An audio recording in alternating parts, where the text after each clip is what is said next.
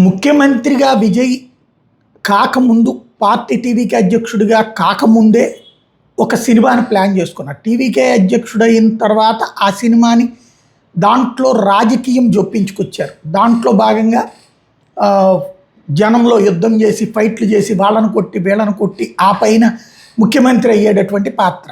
అది నిజ జీవితంలో కూడా తనకు ఉపయోగపడుతుందన్న ఉద్దేశంతో తీశారు. అందులో ఉన్నటువంటి కొన్ని కాన్సెప్టులు, అది కేంద్ర ప్రభుత్వము, రాష్ట్ర ప్రభుత్వాలకి సంబంధించి కొన్ని నెగిటివ్గా క్రియేట్ చేశారన్నటువంటి కారణంగా సెన్సార్ సర్టిఫికెట్ని అప్పుడు నిరాకరించారు.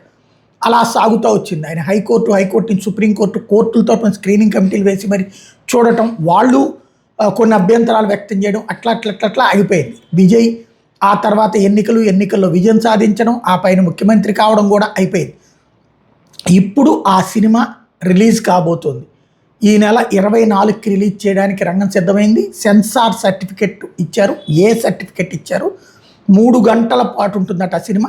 తద్వారా విజయ్కి సంబంధించిన కెరీర్లో చిట్ట చివరి సినిమాని ప్రకటించిన సినిమా.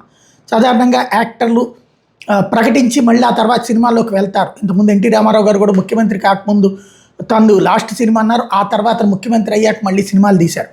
చిరంజీవి గారు సినిమాల్లో మానేస్తున్నానన్నారు. ఆ తర్వాత మళ్ళీ సినిమాల్లోకి వెళ్ళారు. పవన్ కళ్యాణ్ గారు కూడా సేమ్. కాబట్టి అక్కడ విజయ్ కూడా మళ్ళీ సినిమాలు చేసే అవకాశం ఉంది. ప్రస్తుతానికైతే ఆ లాస్ట్ సినిమాని చెప్పినటువంటి సినిమా కాస్త జననాయగన్ ఈ నెలాఖరులో రిలీజ్ కాబోతుంది.